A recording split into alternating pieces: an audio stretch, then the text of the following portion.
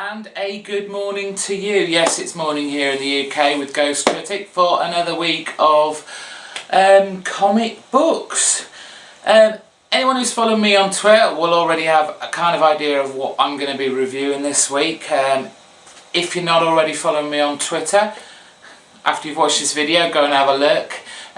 Mostly it is comic related, some TV in there, sometimes film, and just a whole heap of other stuff. But mostly it's comics, and you will also obviously get a little sneak preview on what I'll be talking about in the videos. So make sure you follow me, send me a little message so I know it's you. And let's get on with the show. Let's start with Ultimate Spider-Man number 155. And we are still rocking with the Death of Spider-Man prelude. I really like this current story arc, it has to be said. Ignore the cover on the front. It's a fake out. Yes, it all looks like a bit of a Sinister Six group going on. Doesn't happen. Doesn't happen. What we do have in here, and what I'm happy about, is we pick up from the previous book one storyline with the chameleon. And J. Jonah Jameson finding out that Peter Parker is Spider-Man. And, I mean, Peter himself brings it up that, you know, I'd forgotten all about that. I've just gone about my daily business thinking nothing's ever going to happen about that, you know. JJ, you know, he's a guy who wants to sell his papers. This is a huge headline. He could be making, you know, millions off this. But it's never been addressed. And yet it is addressed here, and addressed very well. Clearly in the, you know, the past history of the normal Spider-Man universe, you know, these two have been at loggerheads. They hate each other. Spider-Man and JJ have always been mortal enemies. But this is the Ultimate Universe, and we don't do the same things as we do in the regular universe. And, you know, he does in a kind of way, because all really JJ's thinking about is how much money he can make out of this. And he knows that if he knows Spider-Man is really Peter Parker is working at his company, he can make some money out of this, you know, exclusive storylines, etc. It is very well played, and it's just a really nice, I know a lot of people don't like it, but it's a really nice talking heads kind of issue throughout most of it. We also have Kitty come back in her hooded cowl and bandages so she can hide herself so no one knows it's her kind of deal, fighting baddies. And surprise, surprise, even to us, even to Peter, it's his 16th birthday. It was 16th, wasn't it? Let's just double check that. But it's his birthday anyway. Yes, happy 16th. And all his obviously superpowered friends are there. And I don't want to spoil the end, but it's very sweet. It's back to where Peter should be relationship-wise, at least in my eyes. But, you know, things do look like they're going really well. But obviously, this is Spider-Man. It's not going to last. The writing on this Bendis, it's always good, I think. He does seem, for me, to really have this emotion with his characters, and he knows them inside out. But what did make it for me, and yes, it took a tiny bit of getting used to, I wasn't sure when I started reading it, but I do actually like the artwork between Samney and Posner. It's got this kind of cool, kind of teen indie vibe about it. It's not the manga-esque of La Fuente from the beginning of this new volume of Ultimate Spider-Man. It is very earthy, it's thick lines, thick colours, but it works. And that was Ultimate Spider-Man.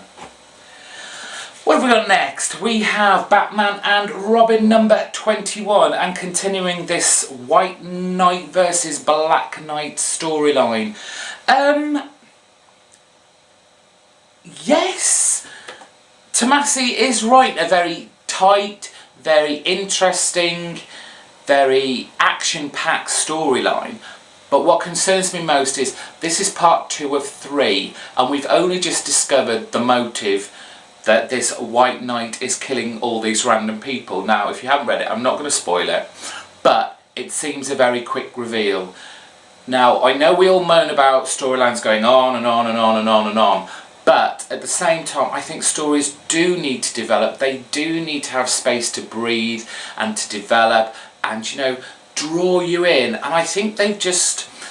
I think Tomasi's just given away all the information far too quickly. Yes, we have... This is like a kind of a regular Batman book. And at times when I was reading it, I was thinking, this could just normally be Batman as in Bruce Wayne book. I mean, you have the action, you have all the detective work, you have the banter between Batman and Robin, and you almost forget that it's not the real Batman under that cowl and that it is actually, you know, it's Dick.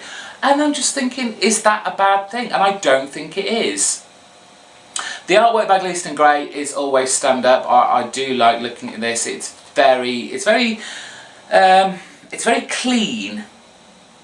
Colours are very, not pastely, but they do look a bit washed out at times through it, but it doesn't detract. My only concern is that this story arc is going to wrap up far too quickly, and I would have liked it just to go on a little bit further before wrapping up. Number 10 of Zatanna. Paul Dini's doing just such a great job on this. Let's go back. Let's not go straight to that. This is a very interesting storyline, and it does put Zatanna in some interesting quandaries. And okay, let's get straight to it. My problem with this is her trusting of the puppet implicitly over her father's, let's say, bad choices. If you'd read the previous issue, basically what Zatanna's found out is that her father has turned this puppeteer who was down on his luck after having such an illustrious career into a puppet. And the puppet obviously can move around and walk around just like a normal person because it's got a human being inside him. And the puppet captures Zatanna, but what he really wants is for her to turn him back into a normal human being. And he gives this story that Daddy was so bad and he should never have done it and it was the wrong thing, he'd done nothing wrong. And at that point, you know, you're thinking, maybe, you know, okay, we've only got his story to corroborate this, so we'll go along with it. But this issue, Zatanna is so trusting of the puppet.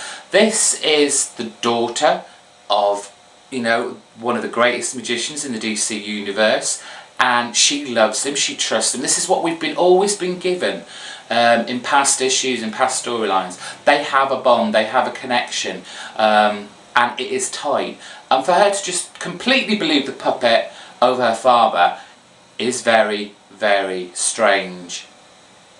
But it does build up, obviously, an interesting storyline. Again, I don't think I'll be spoiling too much because it's right on the cover. By the end of this issue, roles are reversed. I do like this very much. Niggles aside, you should be picking up Zatanna. Let's keep this title going. What do we have next? We have Superboy number 5, and it's the Kid Flash versus Superboy race. But it's not really. Yes, there is a race in here, and apparently it's never been done before. But while all this is going on, there are some interesting plot lines going on and being developed. For what could have easily just been a throwaway standalone issue of a race between Superboy and Kid Flash, really turns out to develop a lot of things. I mean, we have the whole Superboy, Cassie, Wonder Girl breakdown relationship, Superboy trying to deal with it, not happy that she's not willing to, you know, come on even watch the race, and his heartfelt conversation with Kid Flash on top of a pyramid. He is dealing with some pretty harsh teenage angst, and it is very nicely written. Along the way, we've got, you know, the Phantom Stranger popping up. There's the mystery with Laurie and all these stones outside her house. And we have the little moment with Psylad when he looks behind him and he sees an old man who was there and then just disappears. Is he one of those kind of farmer guys we saw with the seed? And yes, it all does seem to be going back to the farm where originally the big machine was with that was creating all the weeds and the plants to grow out of control and destroy Smallville. I did like this issue. I was wary because I did think it was just going to be a meh kind of issue. It's just a race between the two, a fun, light issue, and for some of it, it was. I think it dragged a bit at the start. There was a lot of exposition that may not necessarily have been needed, but still, good issue, and I'm enjoying Superboy for a title that the super people never been interested, but very good. Next, there's a lot to get through, I'm really sorry. Birds of Prey, number 10. And, oh, it's action, action. The girls take down Calculator. Obviously, we knew Oracle wasn't going to die. This was all a big setup.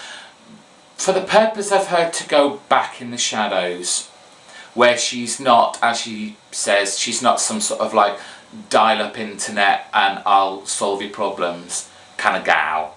So, while she still will be the greatest kind of, you know, science tech type, internet, I know everything, store of knowledge, I'm not quite sure how that is going to fit into the universe. What is she going to now contribute?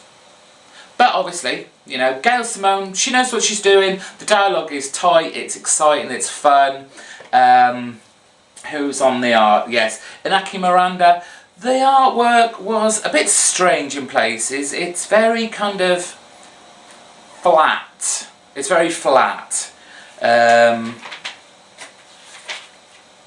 So it did look it all looks very shiny. It did seem to pick up towards the end, I felt. And can someone, as a wrap up, please explain to me who this misfit is? Which sidekick is she? What book is she in? I presume, I can only imagine she's in with Batgirl because I don't read Batgirl. Well, I read the trade, but she's not been developed yet. Anyway, it's good. What is also good, and is one for the ladies and probably really for the men, Cinderella. This is issue 2 of Fables Are Forever. Oh, it's good! Oh, the thing I like about this is it's the history part of it. You see a lot of stuff that's happened to Cinderella in the past in her spy days and previous missions, but they're not just there for the sake of it like so much of these kind of flashbacks and other titles do. It's there for a reason. It's expertly executed by Brian Robertson. Lovely artwork by McManus, and you should be picking this up. And then lots of ladies in bikinis, likey. Finally, oh, let's get it out of the way. Batman Incorporated, it's dropped. I say that, I'm not feeling it. I don't know what it is. I don't know whether it's the crappy artwork. I don't know whether it's the awful storylines. I just don't see how this is developing apart from being a 2-story art phenomenon every week where I find a new Batman to put in a different country. He may do it, he may not. He may say he's not and then end up doing it. I'm not interested. I'll never be reviewing that again. And I have gone on long enough now. This is Ghost Critic signing out. Please subscribe, please rate, please comment. I don't care what you say. Well, I do obviously care what you say, but just say what you want. If you don't like what I'm talking about, if you think I'm talking a bunch of crap, tell me so. Go and follow me on Twitter, Ghost Critic on there as well. Please follow me. Come back for more next week. There may be some mini pods later on. Bye bye.